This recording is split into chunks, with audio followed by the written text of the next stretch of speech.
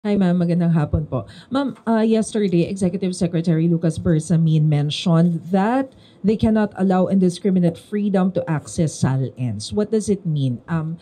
Will the president still willing to provide the copy of SALN to the public, or pipili na lang ba kung kanino ibibigay? Ano pong ibig sabihin ni ES Bersamin when he mentioned that SALNs can be used as a weapon to government officials? Unang-una nagsalita na po ang Pangulo at siya po ay handa naman pong ibigay at ipakita ang kanyang SALN sa proper authority at meron naman po na tayong rules or procedure na inilahad ang Ombudsman at sinabi din naman po dito na lahat ng request for SALN ay pagbibigyan pero may mga certain guidelines po na ibinigay ang Ombudsman. So ang ehekutibo po ay tutugon dito.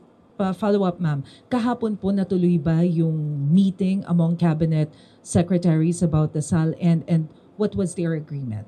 Yes, kahapon po nagkaroon po lamang po sila ng informal meeting at napag-usapan nga po na ito na sila na may tutugon base dun po sa procedure ng Ombudsman at yun na rin po ang sinabi ng ni ES Bersamin na hindi pwedeng magamit ito indiscriminately to, let's say, political attacks or whatever na paaaring maka-discredit sa mga public officials. But still, nandiyan naman po ang procedure na inilahad ng Ombudsman at ang bawat isa naman po ay tutugon dito.